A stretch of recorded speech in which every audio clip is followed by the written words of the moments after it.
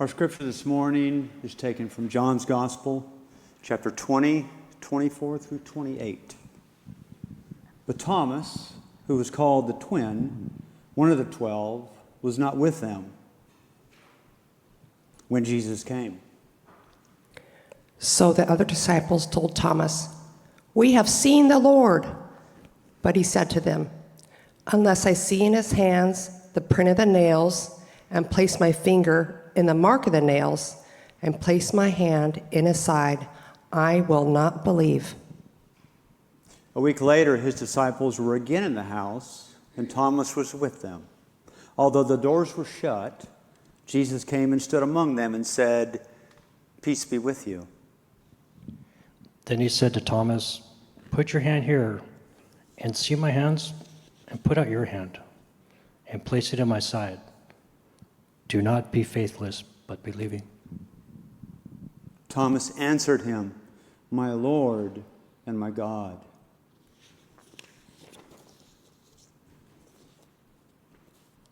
I'm grateful to be up here this morning, and I want to thank our senior pastor, Erica, for inviting me. And thank you to all of you for being here. In a real way, you're not just listeners, you're participants. You will help carry what's shared in this space. This room, this beautiful room, held together by aged wood, has heard thousands of sermons. That's a lot of stories, a lot of joys and concerns, tears and smiles, connections made, and final goodbyes offered, lives deeply touched. I know mine has been, and many more will be. I want to share a brief story this morning about the late Walter Brueggemann, a dear friend of mine. Just a few weeks before Walter died, in May of 2025, we were emailing back and forth. I had reached out with questions about ministry, about the relevance of the church, and about preaching. His responses were short. I didn't know at the time that he wasn't feeling well. But the last thing he wrote to me was this: "Doug, preaching is good work when we can do it." So today, I'm simply grateful to be able to do this good work. Brueggemann once wrote in what is my favorite book, The Text Finally Comes the Poet, he wrote these words: "Prophetic construals of another world are still possible, still worth doing, still longingly received by those who live at the edge of despair, resignation, and conformity." I'd like to share a story with you this morning. It's January 2017. I'm sitting in a funeral home outside Orlando, Florida, maybe 3 rows back, next to my wife and 2 sons. We were attending my brother's memorial service. He had died the day after Christmas, 2016. And when I say I was in shock, I mean I was in shock. We all were. Everything just felt disoriented. The room was filling up, people talking, greeting each other. My sister-in-law had put together a beautiful service. There was a large portrait of my brother resting on an easel up front. I could barely look at it. It just hurt too much. His death was sudden and tragic. We weren't prepared. None of us were prepared. He was 60 years old. He was my only sibling.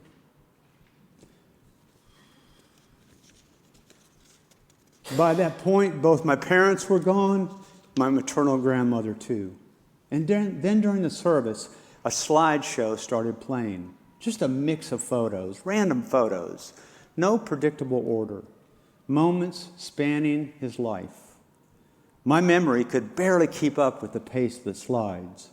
And then an old family photo appeared on the screen, and time just stopped. I stared at that photo and began to cry uncontrollably. It was like something hidden deep inside me had suddenly came into view. I have that photo now. My sister-in-law gave it to me later. I treasure it. I still find myself looking into it as if there's more to see. It was taken one Sunday morning in 1969 in front of the First Presbyterian Church in Elizabethtown, Kentucky, my hometown. One of those old Kodak Instamatic cameras. My dad took the picture. I'm about 10 years old, standing in the front, hands in my pockets, head cocked to the side, looking like I do not want to be there. I probably just wanted to get home and ride my bike. That's where I felt free. My brother's next to me. He's about 12. There's a seriousness in his face, even a sadness. I can't fully explain it, but I feel it. My grandmother's there, strong, steady, warm. I was very close to her. And then there's my mother.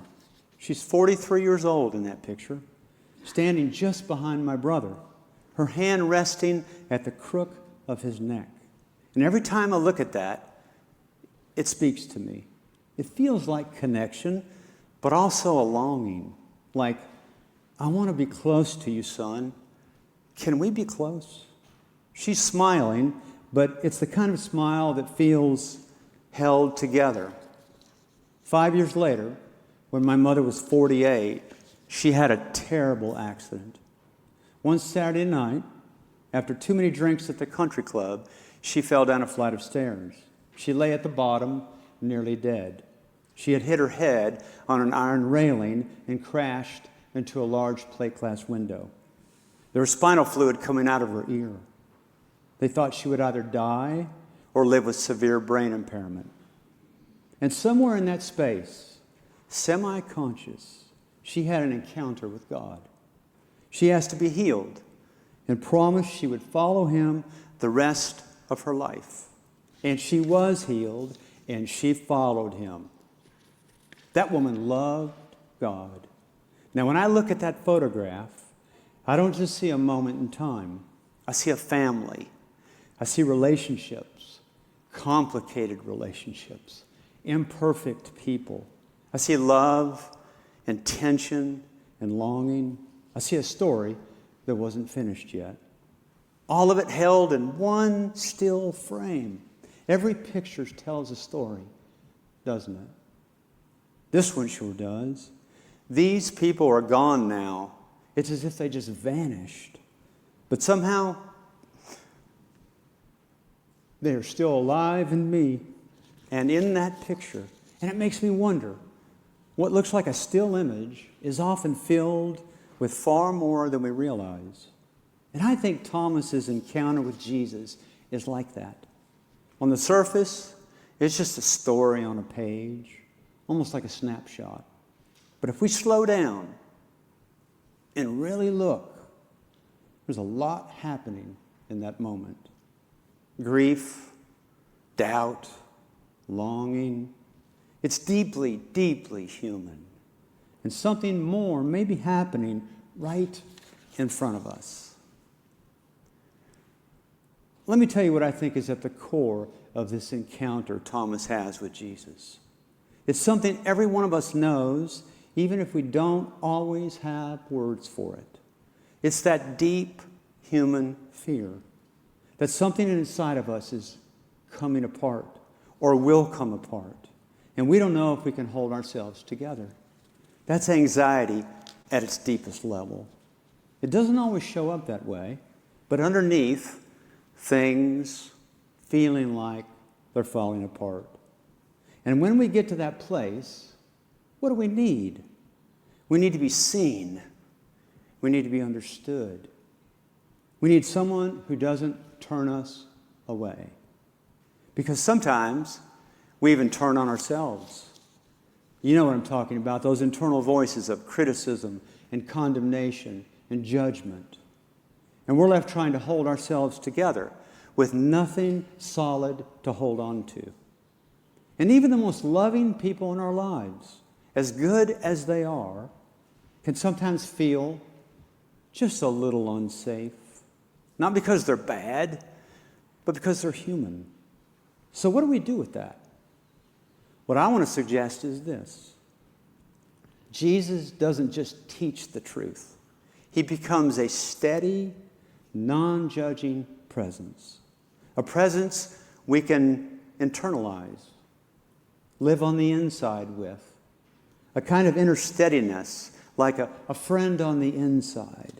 Someone who holds us together when we feel like we're going to come apart. Now, it's not magic. I mean, it's not a quick fix. But something real. Something that over time makes us feel less overwhelmed, less dominated by fear, less controlled by others, more grounded, more whole. That's transformation. And I think that's exactly where Thomas is. Because before this moment, Thomas loved Jesus. When it was dangerous to go to Lazarus, Thomas said, "Let us go also, that we may die with him." That's not doubt. That's devotion. That's loyalty. That's hope. And then Jesus is executed, and everything Thomas hoped in collapses. The other disciples are together. They're afraid. But Thomas, he's gone. And we're not told where he goes. So the real question is not where is Thomas physically, but the real question is where is he internally? Where are you, Thomas? In your mind, in your body, and in your spirit. Where are you, Thomas? Because something inside of him had come apart. So when he says, "Unless I see, unless I touch, I will not believe," that's not just intellectual doubt, like here. That's a man saying, "I can't go through that again. I can't risk being let down again. I thought I could trust this, and it's shattered." He's protecting himself, holding himself together, holding that fractured part of him, that fractured self. And then Jesus shows up.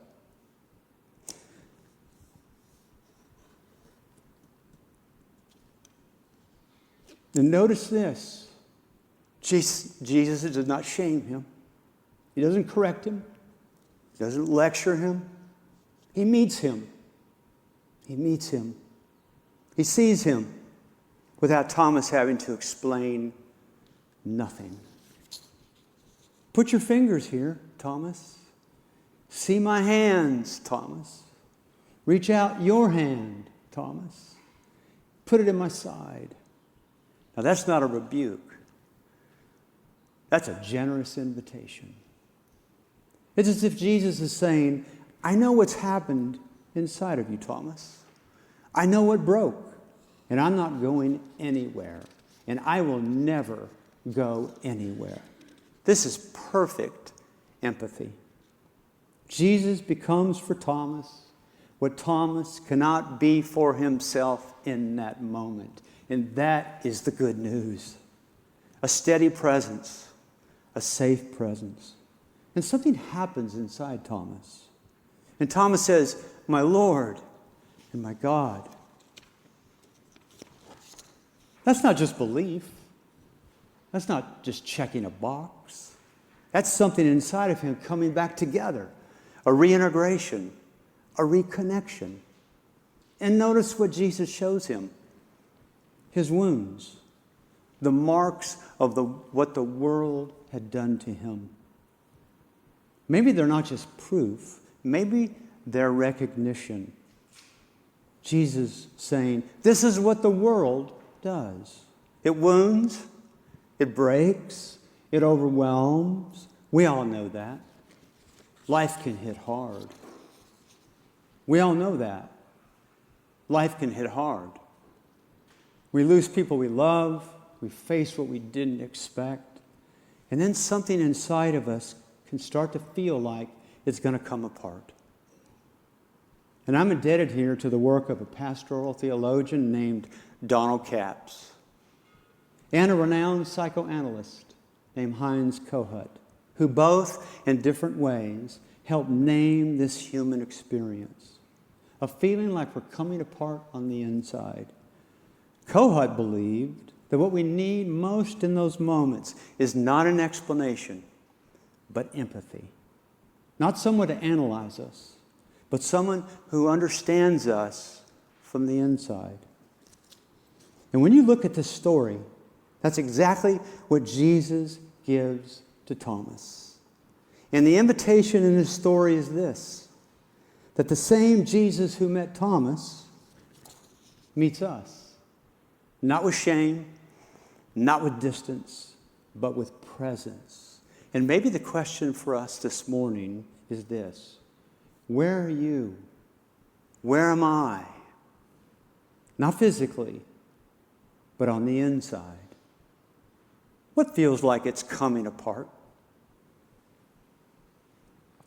What would it mean to be met there? There's a lyric from the late Mark Hurd that has carried me, and it's carried me since Mark died in 1992. Like bees in a bottle, we are flying at fate, beating our wings against the walls of this place, unaware that the struggle is the blood of the proof, and choosing to believe the unbelievable truth. Amen.